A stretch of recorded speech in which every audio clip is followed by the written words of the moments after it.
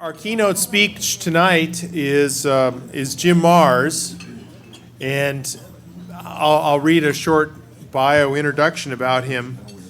However, how many people know Jim Mars? Okay, that's like 2/3. That's the best response we've ever had for any sort of question so far.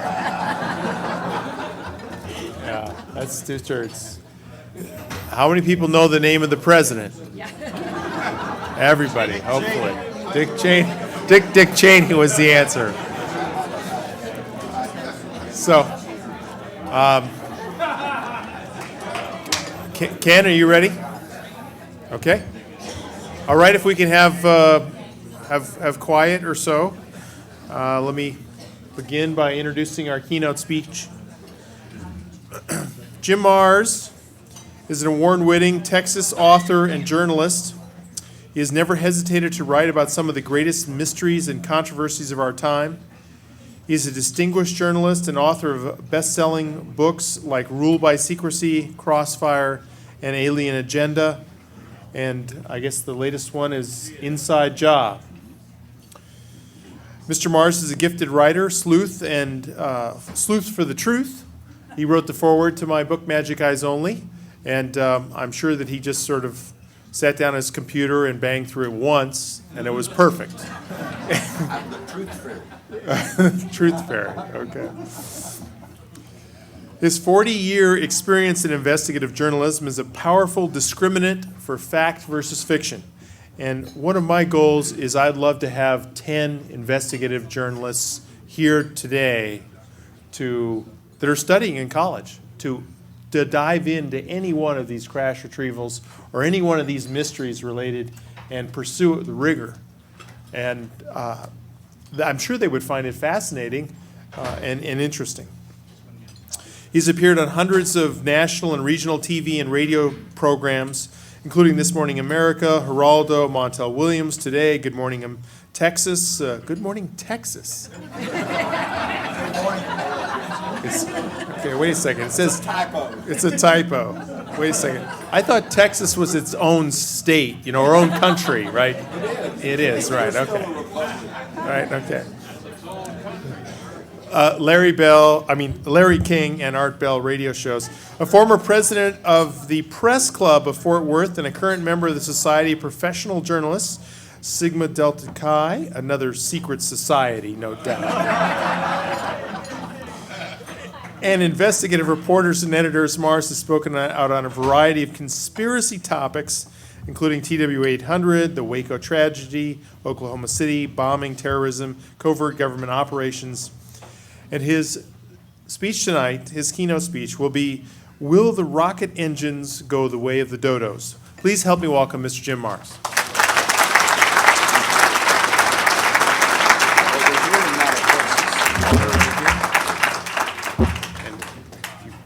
Forward, it goes forward. If you push it back, it goes back. Forward and back. Mechanical things. All right. Howdy. Everybody having a good time? Yeah. What? Yeah. All right. Enough of that. I appreciate the opportunity to talk with you, and it's great. There's so many familiar faces here. I really feel like I'm kind of among friends, so that really helps because in another way, I'm a little bit antsy because I feel like I'm preaching to the choir. You folks, you're out there, you're studying, you're reading. You probably know about as much as I do, so what have I got to tell you? But I'm going to give it a shot, okay? A lot of times we get discouraged because we think, well, the government hasn't disclosed anything, and oh man, and nobody really believes in this, and everybody all my neighbors and friends snicker at me because I talk about UFOs. But think how far we've come. Back in the 1950s, the burning question among UFO researchers was, do they come from Mars or do they come from Venus? Well, we got a little more sophisticated in the 60s and the 70s and the 80s, and the question became, well, do they come from Zeta Reticuli 4 or do they come from Alpha Centauri? Well, now it's the 2000s, And we're even more sophisticated. Now the question is, do they come from another planet? Do they come from another solar system? Do they come from another galaxy? Do they come from another dimension? Do they come from another time? And I'm here to tell you the answer is yes.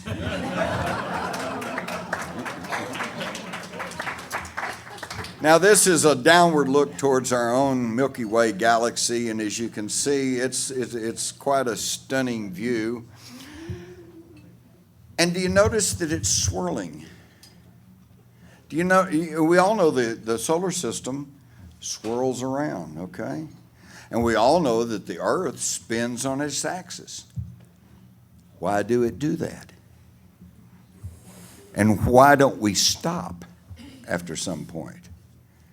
Something's going on. There's a force in the universe that we don't quite yet understand, but we're working on it.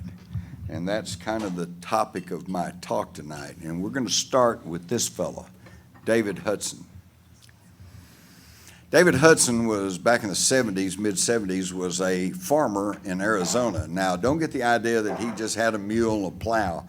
This guy was a multi-million-dollar farmer, okay?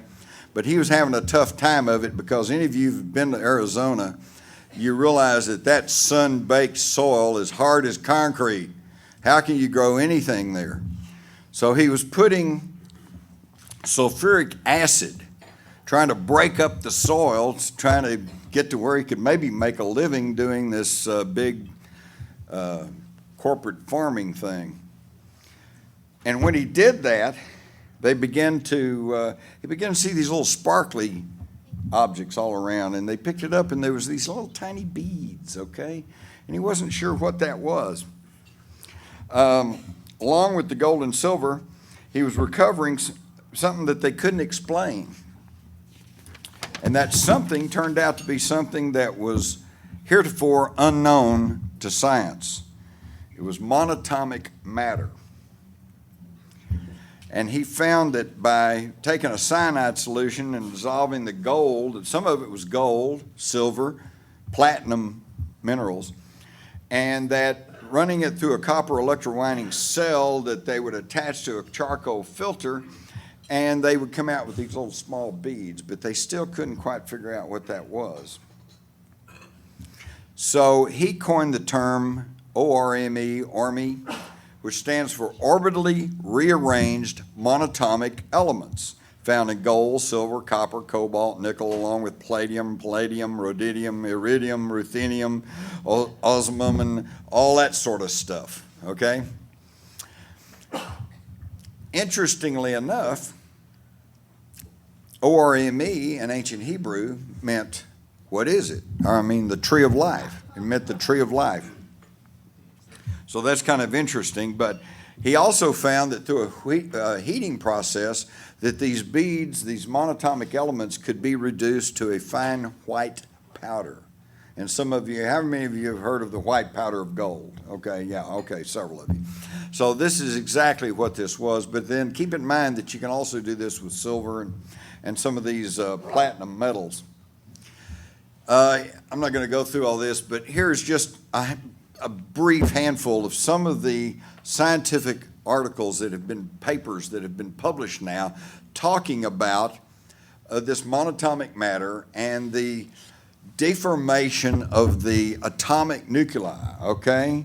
We see super deformation of nuclei, super deformation in 104, 105 PD, and these are very, very sophisticated, cutting-edge papers. What we're finding out is, here we have the 1950s atom. This is Walt Disney's version, Our Friend the Atom, which if any of you all are my age or thereabout, this is what we were taught.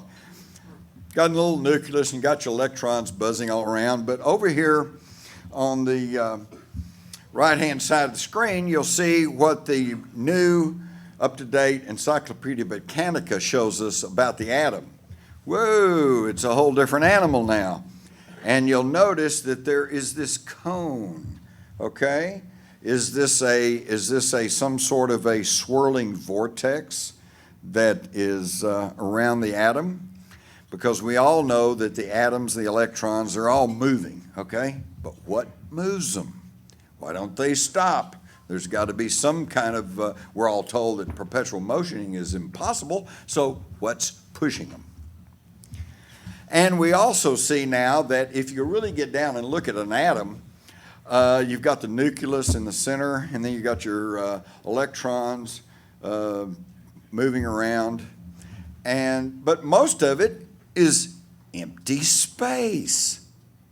So now we're beginning to understand that the entire universe, everything we think is solid, like this podium, like not so solid, but my head, is not really solid at all. It's made up of atoms that's mostly empty space. So the whole universe is nothing but a big seething cauldron of energy. Okay? Now, if we could capture and harness that energy, we would begin to understand the basic makeup of the universe. They found that the nuclei of monatomic matter, under certain circumstances, could begin spinning, and it created oddly shaped forms. And as the nuclei begin to spin, they come apart, and the deformation, as we just saw in some of the scientific papers. And Hudson says it's inherent in the stuff. There's not anything you can do from the outside. He sent some of this monatomic matter to Iowa State University, and they couldn't figure out what it was. They said, we don't know what it is. They sent it to Harwell Laboratories in England, and they couldn't figure out what it was. And it was finally, back in the 80s, the Soviet Academy of Sciences, because, hey, they're already always into far-out stuff, right? Psychic stuff and everything else. And they said this is monatomic elements. So in 1988, Hudson obtained 11 patents on this monatomic elements, or this orbitally rearranged monatomic elements. Now, as the nucleus begins to spin and as you work with it, it can deform, and it tends to stretch out into a dumbbell shape, which I find very interesting because look how that approximates the centuries-old symbol for infinity. And we are now beginning to work with this because this is some information that was taken off the United Technologies website. And we find that as they're working with a fuel cell, which we all know will eventually replace gasoline, they said the electrolyte in the center allows only the protons to pass through the electrolyte to the cathode side of the fuel cell, But in other words, they are transmutating the atomic structure, and they are creating new energy technology. So this is not just far out stuff. We're on the cutting edge of science right now. But of course, you're not going to hear any of this on Fox News or CNN, right? Now it gets weirder. When they reduce these small granules of gold to a white powder, they placed the white powder on a scale, and they found that not only the powder, but the scale itself lost 44% of its original weight.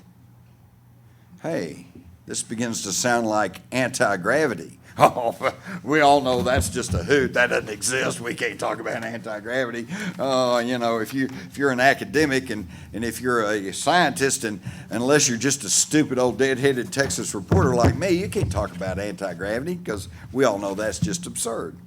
But here it is. Lost 44% of its weight.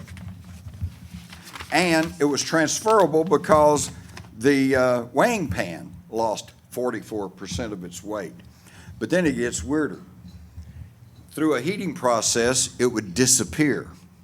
Whoa, wait a minute. Now, what we wouldn't give for an invisible airplane or an invisible tank. But they'd stir around in there and go, hey, what happened to it? And then as the cooling process progressed, the white powder would reappear, but it was not stirred up. It was in the original configuration. as when it was placed in the pan.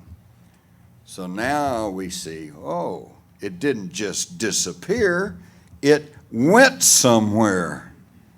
But where?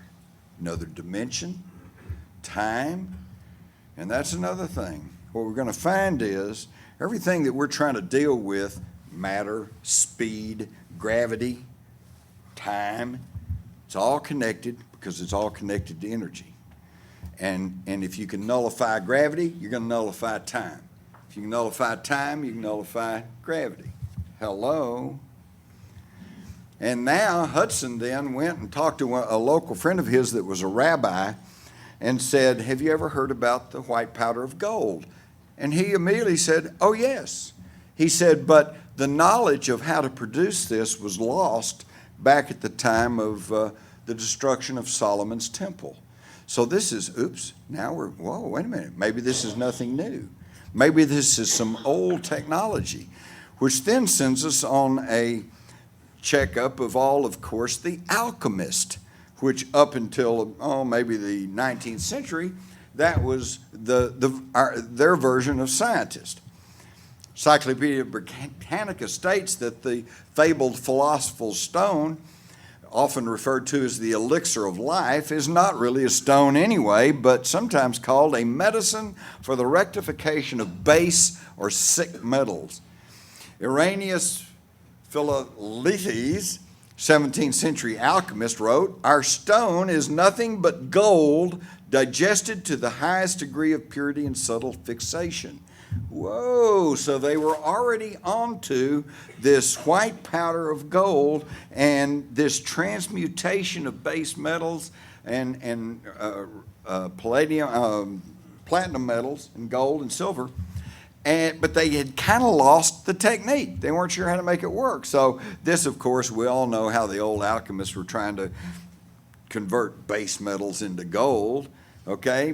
And they knew it could be done because the knowledge had been handed down, but they just had lost the techniques on how to do it. And notice how that the tree of life, okay, is also an integral part of all this. So we go back to the ancient literature, and we find in Ecclesiastes in the Bible it says what has been will be again. What has been done will be done again. There's nothing new under the sun. So perhaps we're not discovering new technology, we are rediscovering old technology. Now we go back to Exodus and we find that when Moses led the children of Israel out of Egypt and they wandered around in the desert for 40 years, how did they sustain themselves? Well, when the dew had gone up that was on the face of the wilderness, a fine flake-like thing, fine as hoarfrost on the ground. And when the people of Israel saw it, they said to one another, what is it? For they did not know what it was. And Moses said to them, it is the bread which the Lord has given you to eat. So they would gather up this fine white powder, they'd mash it into little cakes, they'd bake it, and they'd eat it. And this was the manna from heaven. And manna in ancient Hebrew literally means, what is it? Because they didn't know what it was. Then we read, though, that they did understand that it had something to do with gold, that there was something mystical, something spiritual, magical about gold. So while Moses was up on the mountain obtaining the Ten Commandments, the Israelites took all their gold, melted it down, and created a golden calf, and they were worshiping it. And when Moses came down from the mountain and saw what they were doing, it really ticked him off. And he threw down the tablets and smashed them. By the way, do y'all realize that he smashed the original Ten Commandments and later had to go back and say, God, I'm sorry I broke them. Would you give me some more? And he said, no, you're just going to have to make a copy. So we've only got the copy to go from today. But when Moses come down, he smashed the Ten Commandments. He saw what they were doing. He broke them at the foot of the mountain. And look what it says in Exodus. He took the calf, the golden calf, which they had made, and burnt it with fire and ground it to a powder and made the people of Israel drink it. Hello? Now, if you melt down gold and make somebody drink it, you're going to kill them. But it didn't say that. It said he burned it with fire, ground it to powder. Was this the monatomic white gold? It probably was, because you go further back and you find that the Egyptians had the shamana or the mafuz or the manna or the white powder of gold. We see that Ramesses the Great offers the conical white bread to the hawk-headed god Hathor. And we see that Amenhotep III receives the conical shamana. And in the Egyptian Book of the Dead, we find that as the pharaohs made each step of the 7 steps to the afterlife, they would stop and say, "What is it?" The same term they use for the manna. Mount Horeb, better known as the Mount of Moses, is located in the southern Sinai. And in 1904, the famed British archaeologist, easy for me to say, I can never say that even on a good day, Sir William Petrie discovered what he described as an ancient Egyptian temple on Mount Horeb, complete with a smelting facility. And as they were exploring, they pulled up the flagstones, and what did they find underneath? A great quantity of fine white powder. But they didn't know what it was, so they just left everything open, and the desert winds blew it all away, okay? This is 1904. I have not been to Mount Horeb myself, but you can see in the backgrounds a mountain range. And I have talked to some people who have been there, and they said the guides and the Egyptians at that point was telling them that in these mountains very nearby within sight are ancient gold mining operations. So is this where Moses was making the white powder of gold, which he then strewed on the ground and said, "This is the manna from heaven"? But where did that knowledge come from? We all know that all the roads lead to Sumer, the Sumerian civilization, the world's truly first civilization. And when I say that, we find that it's really interesting, but that we actually can know more about the ancient Sumerians than we'll ever know about the Egyptians, or even the Romans for that matter, because they wrote all their records for the most part on papyrus and paper, and this disintegrates and it goes away. The ancient Sumerians used the little stylus to put cuneiform onto clay tablets, and then they were baked, turned to stone, and there's 500,000 of them still existent in the world. We also know that that knowledge of the ancient Sumerians came from Sumeria to Egypt, primarily, but not exclusively, but primarily by the biblical patriarch Abraham. And I find it really, really fascinating to realize that both the Arabs and the Jews looked to Abraham as their forefather, their patriarch, which means that these Palestinians and these Arabs and these Jews who are fighting each other to the death over in the Middle East are all blood relatives. Okay? Why can't we just learn to get along? The Sumerians were really ahead of their time, or they're ahead of our time. Maybe both. You notice on this Sumerian relief, they correctly depict the number and the relative size of our solar system. And yet we know that Uranus was not known to modern man until 1781, Neptune in 1846, and Pluto in 1930. So how do they know about all this? We also know that we owe our geometry and our modern timekeeping systems to the Sumerian base 60 mathematical system. The modern zodiac was a Sumerian creation based on their 12, quote, gods, and they used it to chart a great precessional cycle, the division of the 360-degree view from the Earth's North Pole during its 12-month orbit around the sun into 12 equal parts or houses of 30 degrees each. and taking into account the slight wobble in the Earth's orbit, movement through this complete cycle takes 25,920 years. So how could the Sumerians, whose civilization, we are told, only lasted about 2,000 years, possibly have observed and recorded a celestial cycle that took 25,920 years to complete? We also know they had lots of other good stuff. They came up with the first laws. They came up with the first courts legal system. They came up with the world's first language. And they came up with electricity, the Baghdad Battery. This only goes back to 220 BC, and they didn't know what it was for a long time until somebody thought to put some grape juice in the container, put the cylinder down through there, and put the copper down through the middle, and whoa, they produced a half a volt of electricity. So maybe they weren't quite as backward as we tend to think they were.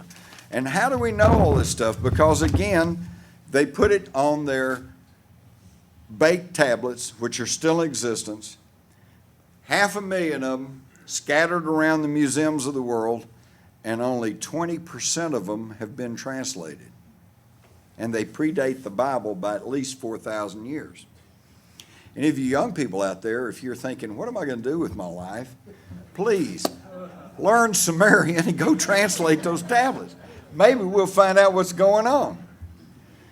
All of human history has resided in the museums in Mesopotamia, Chaldea, okay, all of which is today modern Iraq.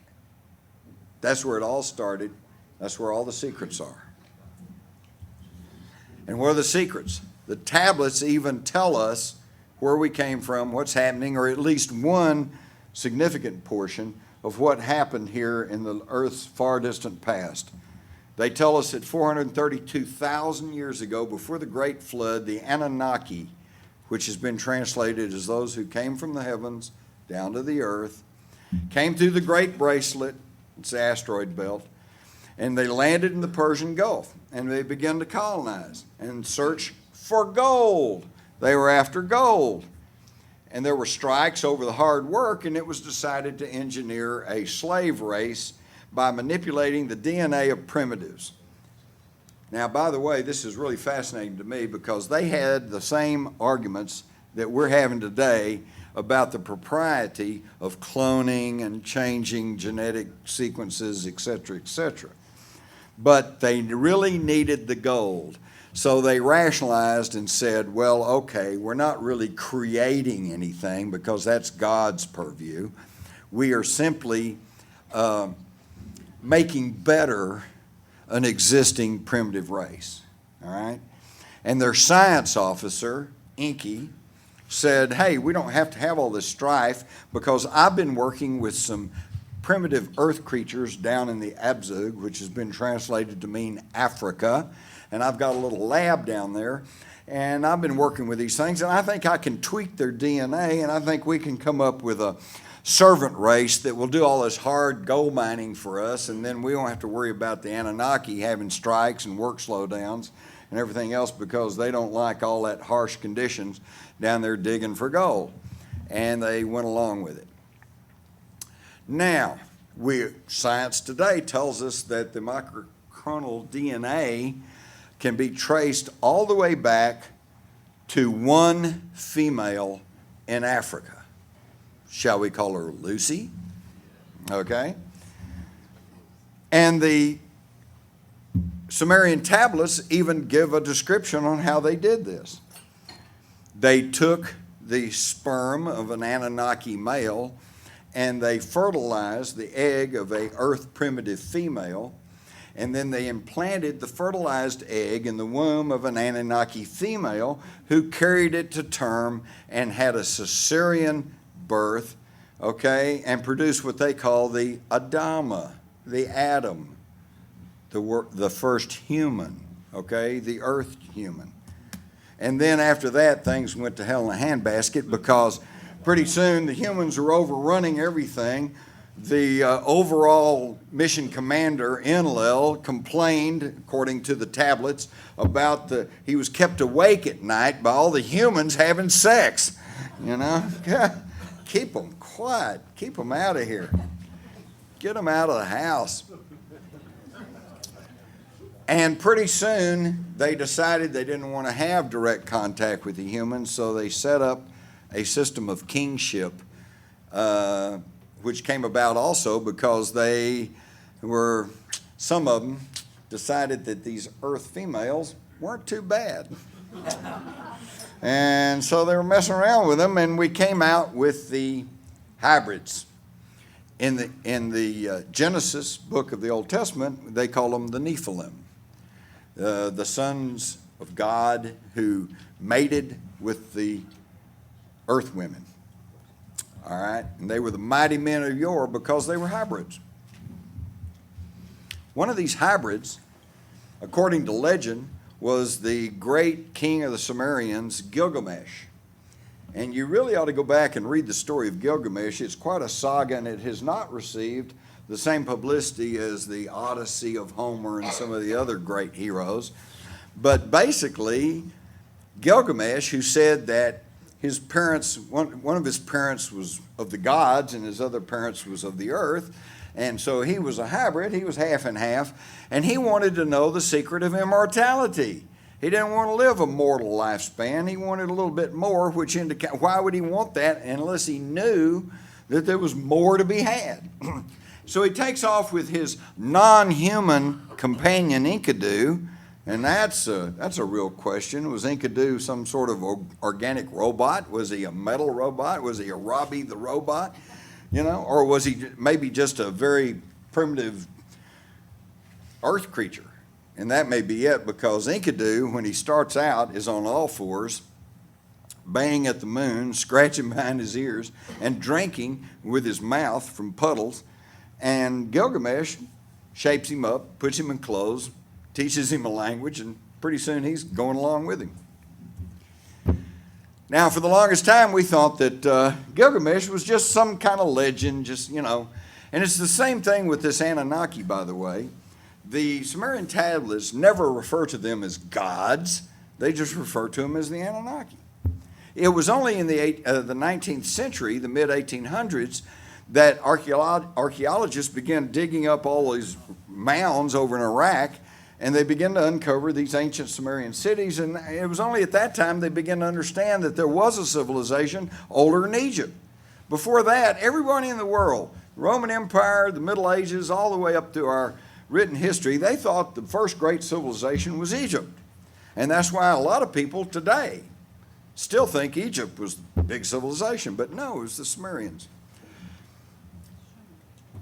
And so it was only those folks, those translators in the 1800s, who were reading about these Anunnaki who could fly through the air, who could shoot bolts and blow up whole cities, and who could do all this wondrous stuff. It didn't make any sense to them because they didn't have a clue about faster than, flight, heavier than air flight, or gene splicing, cloning.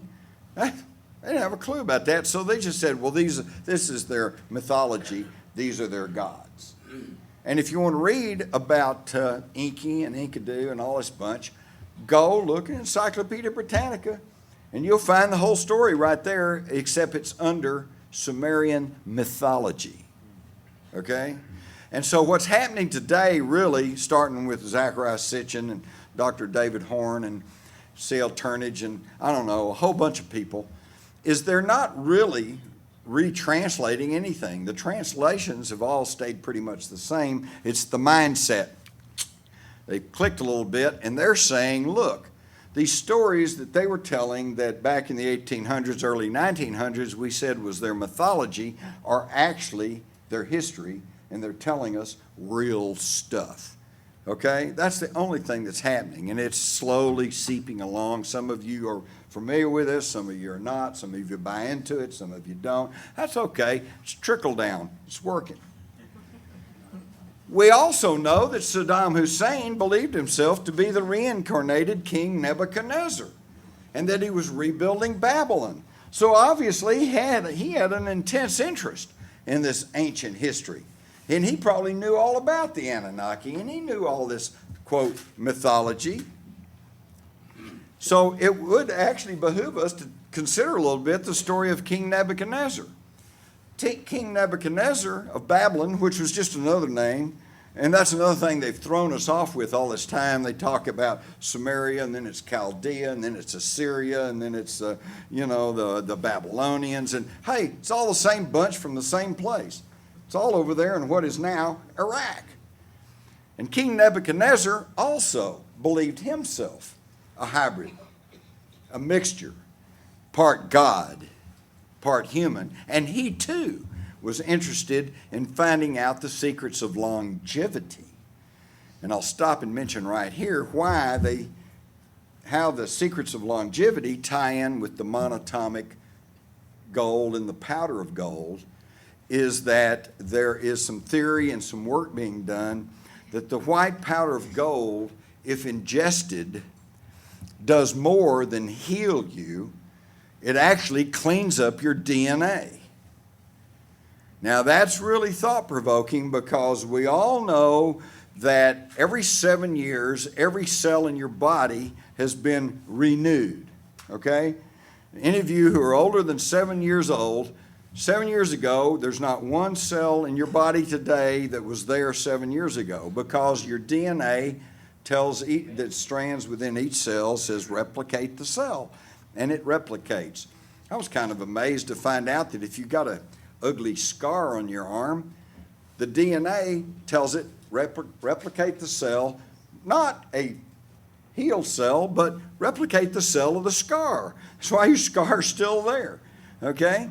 So we also know that at the end of the DNA chain, or what they call the telomerase caps, and at a certain point in your life, these caps kick in and say, okay, that's it, stop replicating the cell. And when that happens, oxidation sets in, and you grow old, and you die. Now, theoretically, if we could do away with the telomerase caps, then theoretically, your DNA would continue to tell your cells, keep replicating, and we could live to be 800, 900, 1,000 years old. Whoa! Think about that. Back in Baptist Bible school, when they told me about Methuselah and he lived to be 850 years old, I went, oh, give me a break. Nobody lives that old. But maybe they did, because they had the secrets of the white powder. And maybe they ingested the right strength and the right quality and quantity and over a right period of time, and maybe they did live to be 800,000 years old. And we could too, if it wasn't for the fact that the pharmaceutical corporations are making too much money selling us all these painkillers, okay? But back to King Nebuchadnezzar. He also understood the mystical power of gold and the manipulation of energy that can be done. We all know that gold is one of the best conductors that there is. So he built an edifice. And in the Bible, it gives you all the specifications. Sounds like a big outhouse, basically. But he built it out of gold. Now, in the garbled translations that have come down to us, as various and sundry peoples and centuries have translated the Bible, it comes out to be a fiery furnace. But obviously it was not, because he put people in there and had people working on it. But of course, some of his people died. So it was creating an electromagnetic field within here, something very akin to the Ark of the Covenant, which carried with it an electromagnetic field. And if you went up and touched it, you died. So there was some really powerful stuff going on back there.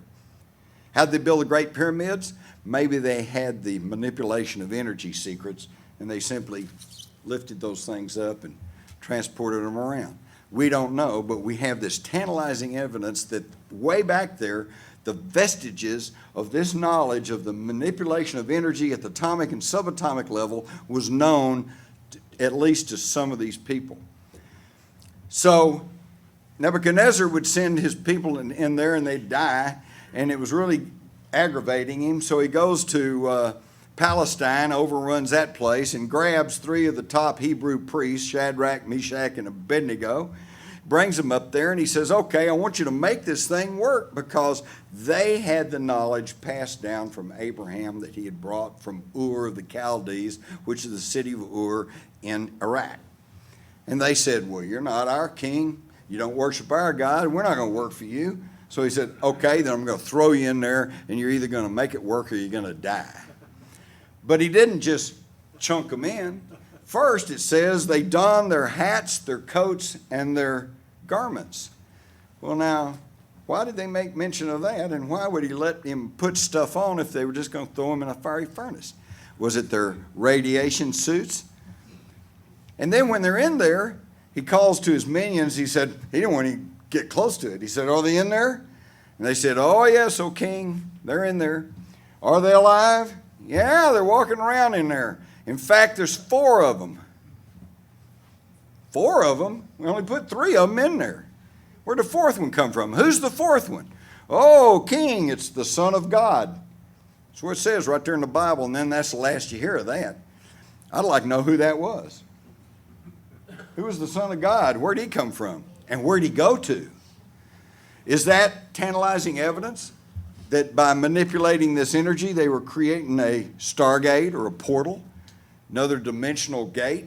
Somebody came through, because they put 3 in, and all of a sudden there's 4. Now we come up to modern day, and we find that all of these secrets lay buried for thousands of years in Iraq. And in 2000, 2001, 2002, French and German archaeology teams, according to ABC News and the Associated Press, were making incredible and amazing new discoveries in Iraq. Whoa, what kind of amazing discoveries? Well, there was all kinds of things, additional tablets, steels, and they even specifically mentioned weapons.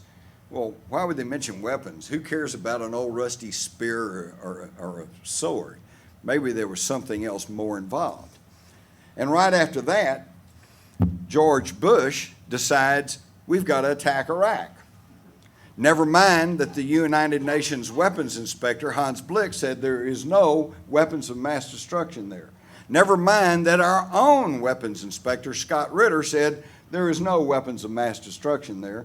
And never mind that the International Atomic Energy Agency said they do not have weapons of mass destruction. And never mind that there were anti-war demonstrations in most American cities at levels even greater than at the height of the anti-Vietnam War. Never mind all that. We got to invade Iraq, based on lies, of course, as we all now know. And so they attacked Iraq. Now, did they follow normal, standard, go by the book, military tactics, which says you attack an objective, you seize your objective, you consolidate the countryside and your winnings, and then you move on to your next objective? No. We made a beeline for Baghdad, bypassing the whole countryside, which is now causing us all kind of problems because we failed to pacify the countryside. Now, once we got to Baghdad, what happened? Well, we immediately guarded the Ministry of Oil. But despite warnings and pleas from museum directors around the world who went to the Pentagon in early 2003 and got assurances that they would protect the human resources and heritage in the Iraqi National Museum, it was looted and virtually destroyed by a gang of looters, which sounds terrible, except if you really study it, you find that there were a few hundred looters and there were several thousand Iraqis outside yelling and screaming, saying, don't do this, please don't do this, this is our heritage. And there was something very peculiar about the looting. 170,000 items were taken out of this museum, but the looters had glass cutters that were not commercially available in Iraq. They had keys to some of the vaults Some of the guards were suspiciously missing, and some of the locked areas were suspiciously unlocked, okay? And the key thing to me is they bypassed very expensive-looking fakes. They knew what they were after. And they tore into everything, opened up the strong boxes, the vaults, made a mess of the whole thing. At one point, one of the museum officials was able to gather a handful of U.S. soldiers and brought them there, and they fired their weapons in the air, and they actually began to disperse this mob, this looters, probably a hired mob, for about 15 or 20 minutes, and then they were ordered to pull out, and the looters returned. Colonel Matthew Bagdanos, Deputy Director of the Joint Interagency Coordination Group, at the direction of General Tommy Franks, investigated the looting of the Iraqi National Museum. And as we all know, many of the more common exhibits that were taken out of the ground floors and some of the upper floors, they've been found at the bazaars and on the black market, and a lot of those have been returned. But Colonel Bagdanos says the basement is what we've been calling the inside job. And I'll say it forever like a mantra. It is inconceivable to me that the basement was breached and the items stolen without an intimate knowledge of the museum. From there, about 10,000 pieces were taken, and we've only recovered 650 approximately. Now, what was in the basement? All the newly discovered amazing discoveries found in Iraq by French and German archaeology teams, which, interestingly enough, those were the two countries that most opposed our invasion of Iraq. Okay? So that's exactly where you would take newly discovered items that had not been cataloged or prepared for exhibition. Were they after the secrets of the white powder, the transmutation of energy at the atomic and subatomic level? Well, they're not the only ones. Back during World War II, we all know the Germans made spectacular leaps in technology. They had the world's first jet fighter, the Messerschmitt 262. They came up with the first rockets, the V-1, the V-2. And the guy in charge of all this is the only known photograph of SS General Hans Kammler. And as the war grew on, Albert Speer, the defense minister of, armaments minister of Germany, began to complain quite loudly in post-war books that the top secret technology being developed by the Germans was taken away from him and placed under Heinrich Himmler and his SS. The SS began to assume control over all of the super secret and highly technological weaponry that was being developed, and General Hans Kammler was in charge. It was General Hans Kammler who ordered, after a bombing raid on Peenemünde, ordered the V-2 rocket program moved to southern Bavaria and took Werner von Braun and General Dornberger and all of the guys that were working on this rocket science, and he took them down to the relative safety of southern Bavaria. While he was there, von Braun has written that he asked Kammler if they couldn't get back into the experimentation. He wanted to get on with his rocket work. And Kammler told him, I am going to turn you and the rockets over to the Americans in exchange for immunity. That was his ace in the hole that he was going to play with the Allies. And yet it didn't happen. Kammler disappeared. And when the Allied armies, Patton's army, overran Bavaria, they scooped up Werner von Braun, Dornberger, and the V-2 programs, V-1 programs, and that's how we got the rocket science. But yet there are persistent rumors that Hans Kammler was seen in the United States walking around freely after the war. So what did he give to the Americans to guarantee his immunity? Was it the Nazi flying saucers, which are a historical fact? They found the diagrams and the specifications for flying saucers, electromagnetically powered, on the drawing boards. The only question is, did they actually build some working models, or was all this theory? They also had 3-stage rockets on the drawing board. And there's not much doubt what they planned to use with those, because one of them was designated the New York rocket. Another one was designated the Mars rocket. Ooh, wonder if they're after me. But there it all was. Okay? But that was all still on the drawing boards. What did Hans Kammler give them? Well, if any of you ever read Nick Cook's book, In Search of the Zero Point, you realize that he was taken to some Nazi ruins at Ludwigsdorf, Poland, and it appears that they either did or were trying to construct a supercollider superconductor. So they were working with this basic energy manipulation, something far and above the primitive rocket science.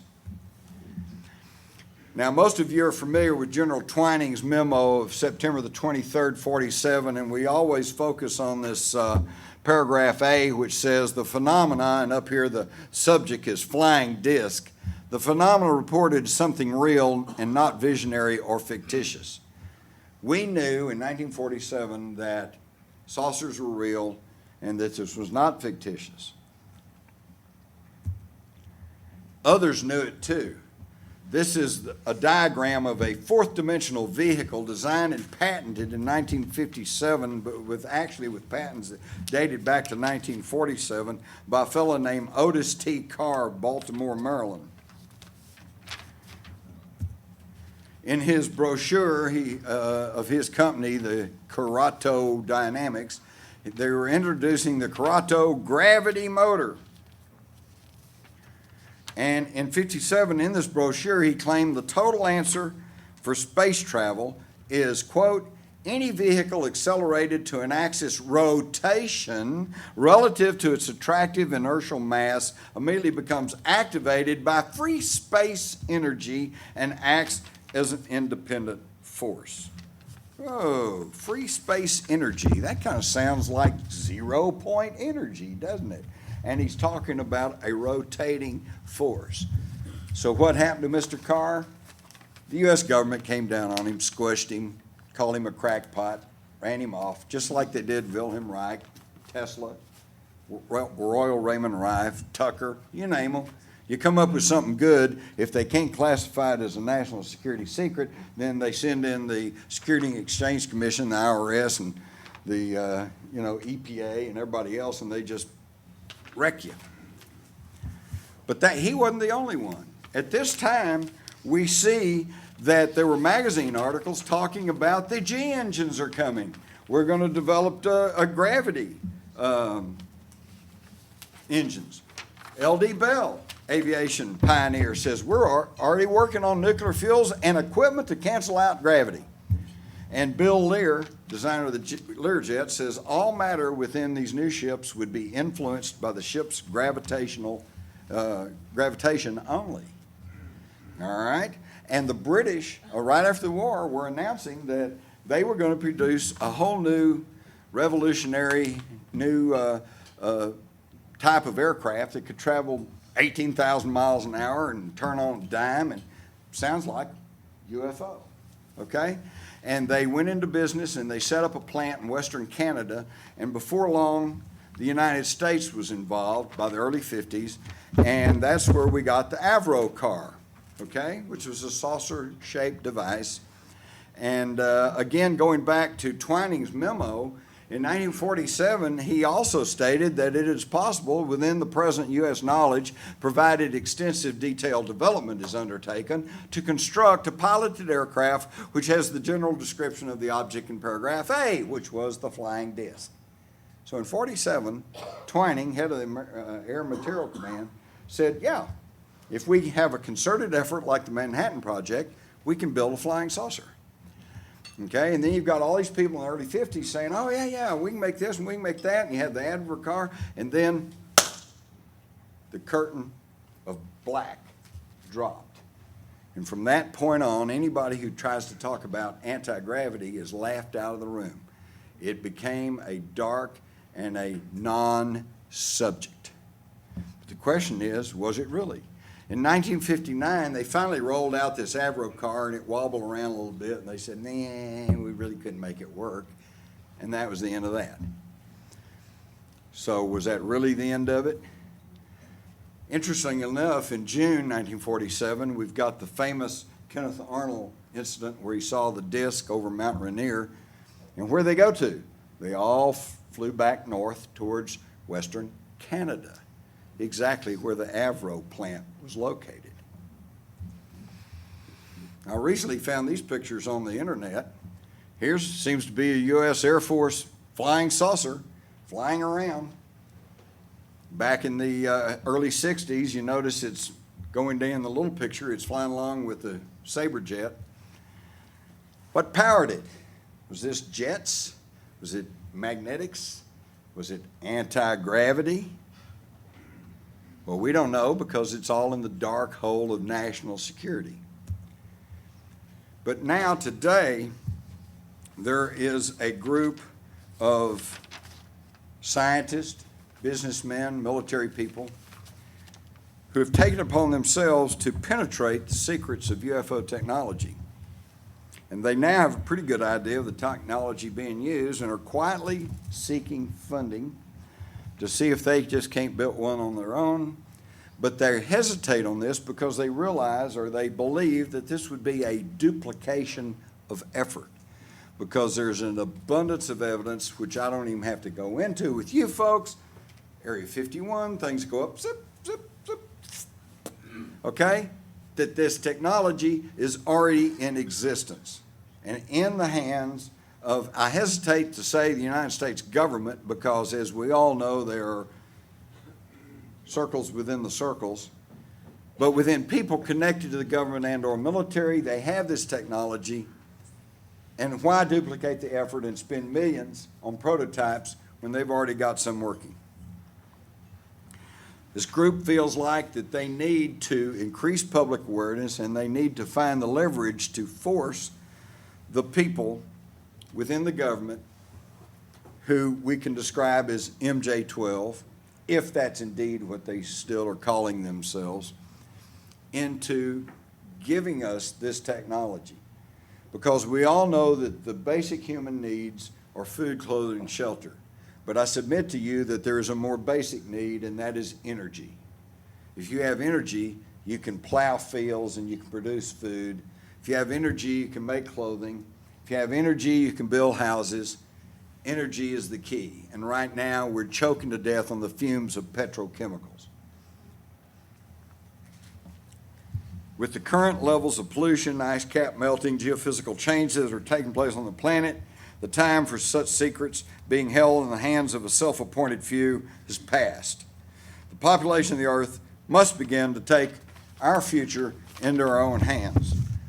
Now, what they're finding out is that, as we all probably figured out, flying saucers, UFOs, operate on the manipulation of energy with a spinning vortex and the distortion of space that accompanies a craft trying to move. In this diagram, we see one produced by Miguel Alcubierre, who says this is what the space around a traveling craft would look like. We can also see in this diagram that you have a series of electromagnetic fields based on vortices, which then can propel and guide your basic UFO. And here we see how it works. You've got your hover mode, and when you shift the field, then that propels a craft. We also know now that if you can shift the basic energy at the atomic, subatomic level, that you can nullify not only gravity, but time. We all know the time factor in the UFO narratives. Missing time, people gone, Travis Walton, gone for several days, but to him it didn't seem like that long. We've all heard this. We know there's a time distortion involved. One of my favorite stories is an account taken in 1897. Last year, for those of you who are here, discussed the Aurora spaceship crash. And the fourth record was an account by a railroad track inspector who went off and got towards the end of the day. It was getting dark. He started to turn around and go home. He saw a bright light up ahead. So he went up to investigate, and he found a large silver cigar-shaped object sitting on the tracks with a bunch of little crewmen around in little blue uniforms. Well, he didn't know any better, so he went up to see what was going on, and the captain of the ship told him, please don't tell anybody about seeing us here. You know, you got to keep this secret. He says, we're on a secret mission. This was in the spring of 1897. He says, we're on our way to bomb Havana. Well, the only problem here, folks, is the Spanish-American War did not begin until the spring of a year later, 1898, when the battleship Maine blew up in Havana Harbor, and William Randolph Hearst, said, I'll create a war, and we went to war with Spain and fought in Cuba, and Teddy Roosevelt and the Rough Riders and all that good stuff. They knew what was going to happen, but they were a year too early in telling this fella. Time, space, gravity, when you get to energy manipulation, it's meaningless. And this is the big problem with physics, mathematics, all your scientists, because they're still trying to work it out with a pencil. And it doesn't work out, because once you nullify gravity, time, space, matter, all of the computations are out the window. But we are working on that, and we'll continue to work on that, and we're learning all the time. Now, if all of this seems to be over your head, I prepared this little diagram. It's very clear, very concise, very simple. This will give you the interspatial displacement temporal gravimeter. All you have to do is take a look at this and you'll understand it completely. This is the way it works. And that's a little joke, but very little. But it also shows that perception can be deceived. Things are not always as they appear to be. And we now know that we could create a device like this that could actually work just like a flying saucer can. And we have to ask ourselves, when we hear all these reports of these hovering triangles, are they them or are they us? Human ingenuity, reverse engineering, and are we getting our future technology from the past?